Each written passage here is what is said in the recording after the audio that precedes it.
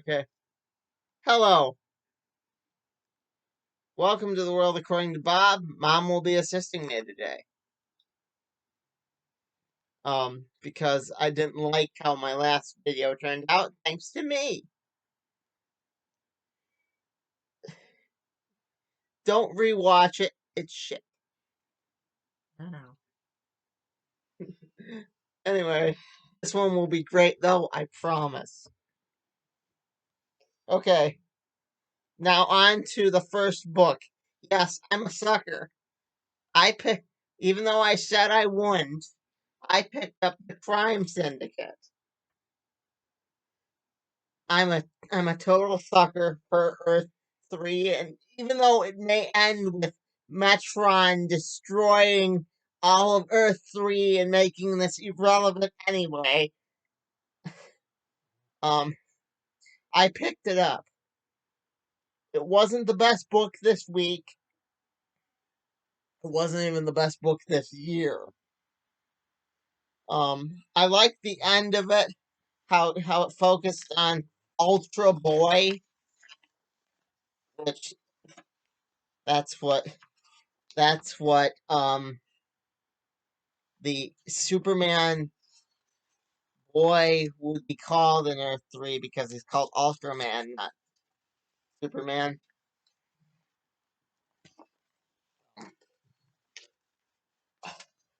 Ultra Boy.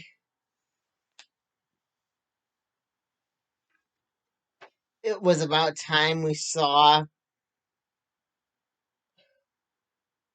points.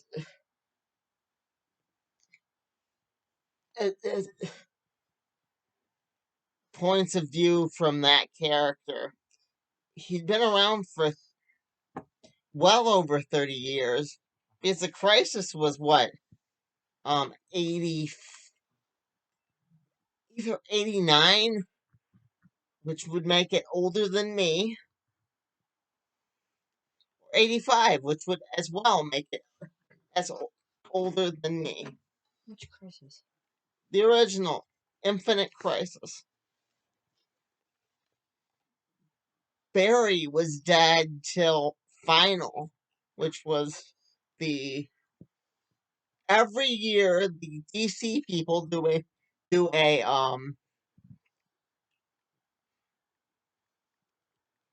thing to every 10 years or so. They not every year, but every 10 years or so they do a thing commemorating 2005 to 2006. not Infinite Crisis. Crisis on Infinite Oh, Earths. excuse me, I'm sorry. We have the book up there, Mom.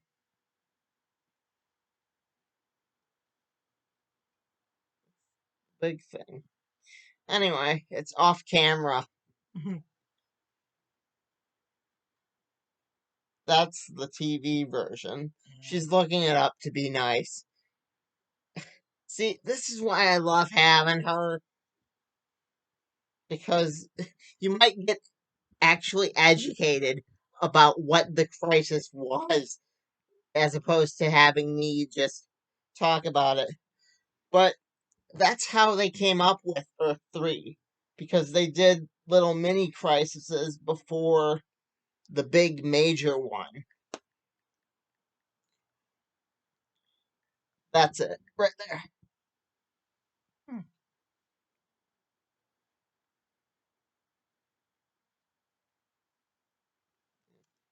85 to 86. 85 to 86. So that would make You were close. You were close. because they've done like a every 4 years or so they do one so you don't forget our major thing in DC is Infinite Crisis. Um yeah, Mom's right. We're spending too much time on this book.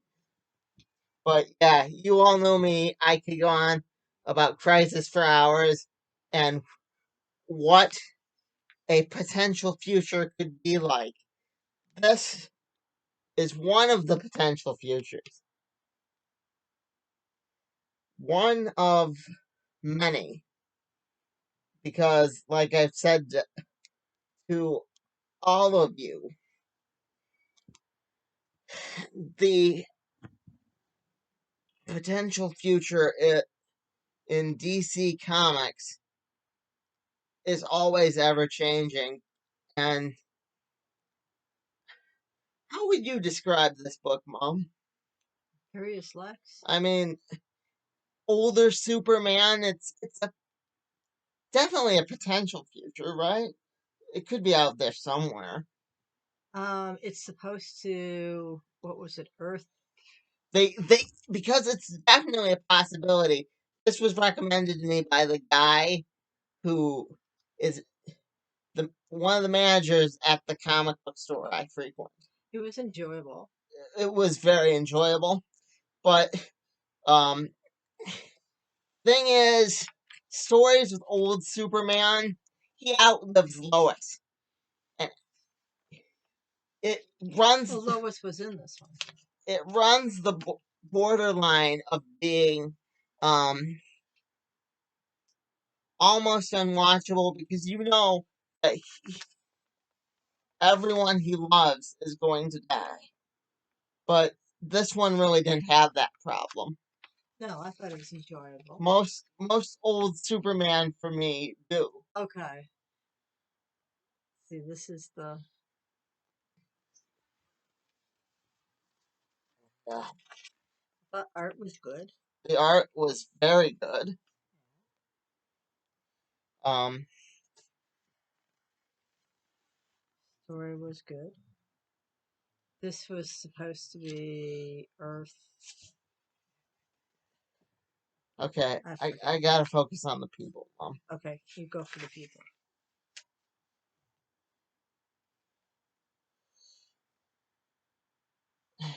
She's flipping through the book off camera. All right. I mean, you can't see it, but I don't know what to say. It, Imperious Lex felt like, to me, kind of like they were going for like an old Donald Trump vibe. What Donald Trump looks like here in the States. Um, because even the cover is like this um propaganda piece. It's not a good um oh, we love Lex Luthor. It's you know it's fake, basically. You know that everything Luthor says in this book, and they point out that the aliens that work for him like have job jobs and like they mine and they think Superman's the villain when he shows up. Um there's like one that says, "Hey, I work here," or "Hey, I work there," when he destroys the place. And it's like, yeah, that is totally something a villain would do. You know, given enough time. I mean, I'd love to see Lex's daughter show up. Lex's daughter, of course, being the daughter from the Batman Beyond universe, which you know he has. I love that he has an illegitimate daughter. Um,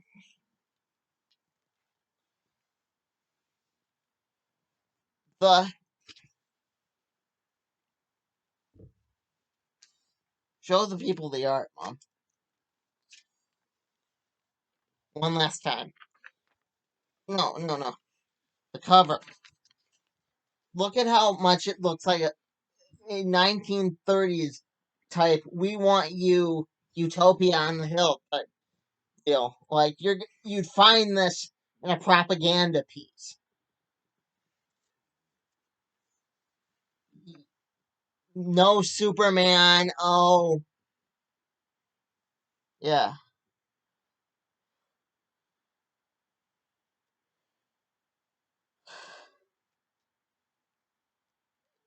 Would you disagree?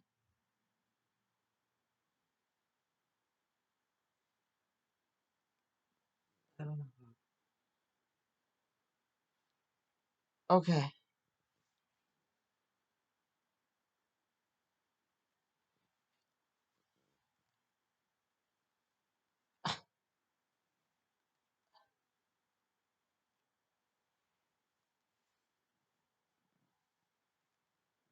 I kind of I'll address the theme in the end because I just realized a major theme between the last two books. But you know me, I'll pick it up toward the end.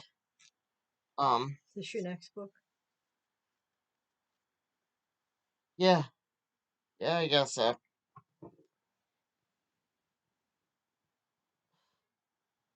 No, let's do this one. Okay, this one they call him Marvelous was vaguely vaguely similar to Richard Roundtree in Shaft. This is an independent book, indie book. It is. It's an indie book that is run by the guy that runs Willpower. It's created by the thing that calls it's in the Powerverse. Um, the Powerverse is like a string of indie books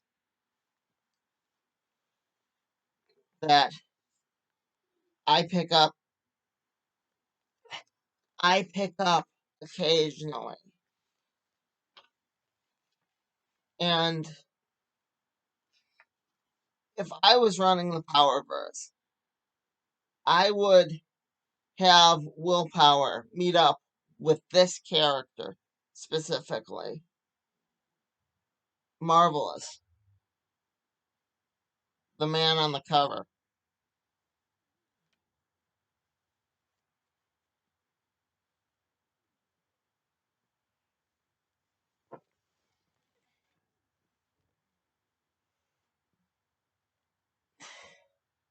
Because I would just make that a rule. I mean, I think the Powerverse right now is filled with a lot of wasted potential. This meeting up with like um Acolyte or just more crossovers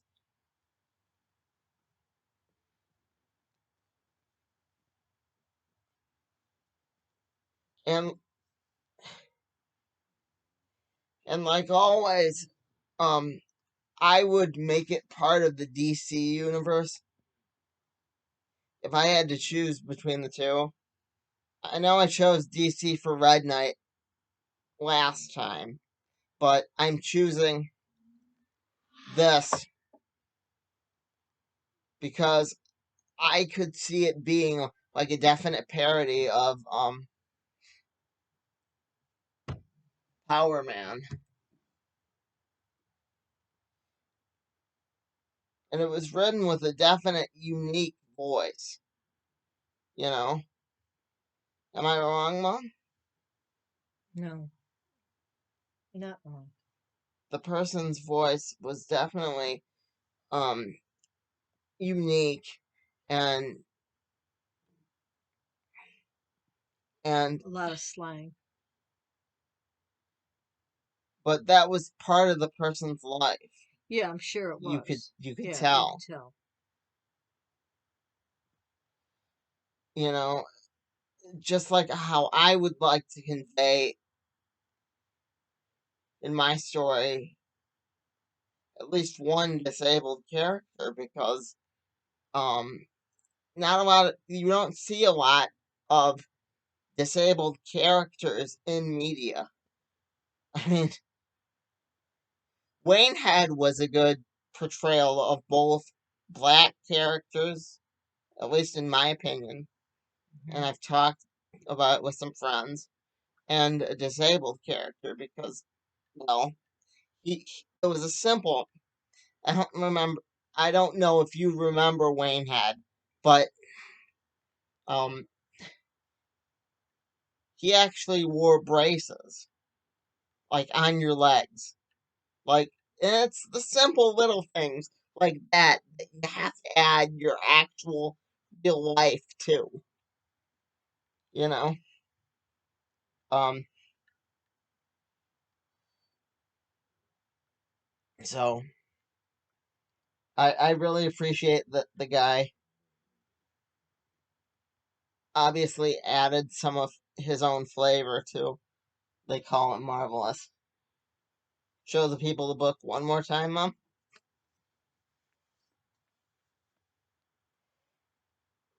Again, you shall pick it up when it comes out. Just maybe pick it up and trade, so you don't have to pick up the little issues. But definitely pick it up. It's worth the money. And now on to Deadpool versus Conan.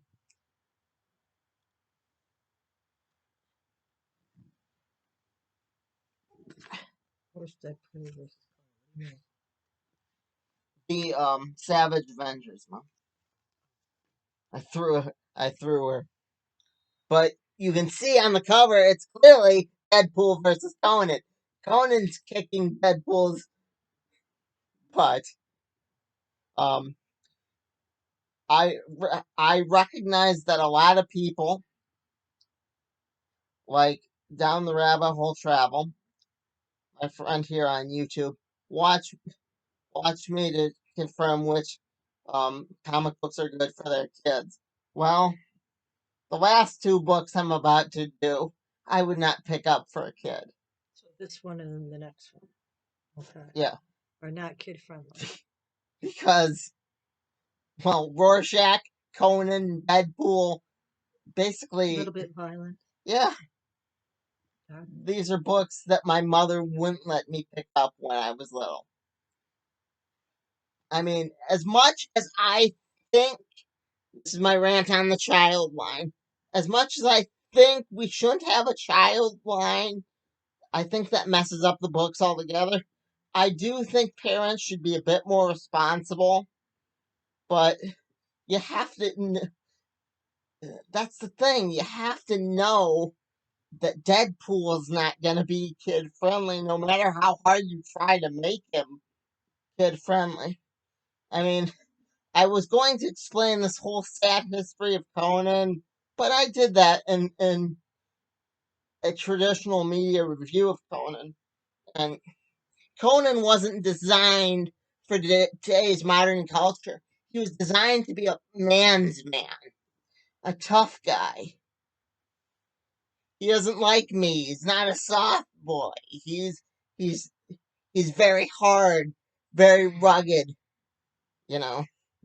Um, and you have Venom, which can be kid friendly, but really a kid friendly Venom's no fun.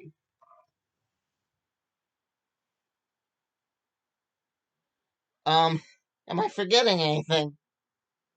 What'd you think of the book? Overall, it was a fun book, but I couldn't imagine it being toned down. And I definitely prefer this over regular Avengers, but regular Avengers, just Avengers, not Savage Avengers, is definitely more kid friendly.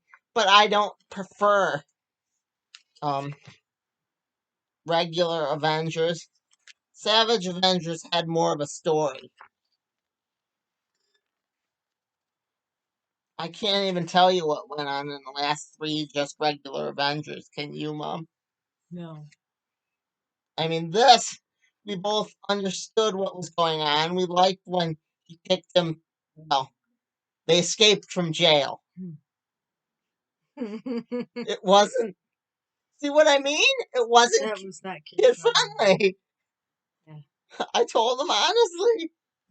Yeah. For the Rorschach one, it's Rorschach. Rorschach isn't kid friendly. Basically, a lot of Alan Moore's stuff, his characters weren't designed to be kid friendly. Um, for the Rorschach one, you got like this back and forth between Myers, the the Steve Ditko stand-in, and Laura, the lady that dresses up with Rorschach, and they get really personal at the end. I mean, if you wrote to a comic book artist, you want to keep it somewhat. Don't write like this. You know what I mean? Where they started. She started saying things like, "Oh, I killed the guy." I mean, that's not normal. That's not. Art is decent. The art's very decent, but um, but again, if you're going to the Watchmen universe thinking that you're gonna find the most moral people, you're not.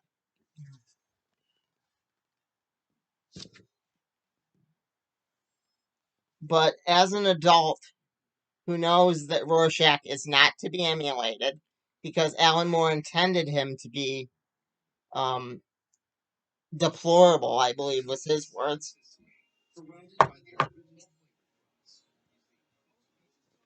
I don't have it. Rewind it. I mean, okay. Al- Alan Moore designed Rorschach to be deplorable. And this didn't really connect to to what you'd call Doomsday Clock.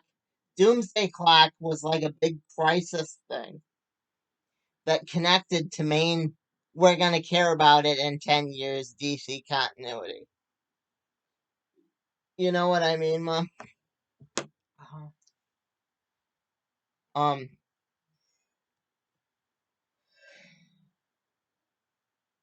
Doomsday Clock is definitely better, but even that has its points.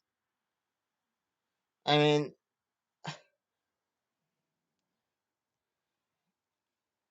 but overall, it was a good book. Um, is that all the books for this week, Mom? That's all the books. That's all the books, folks. We're out. Bob out.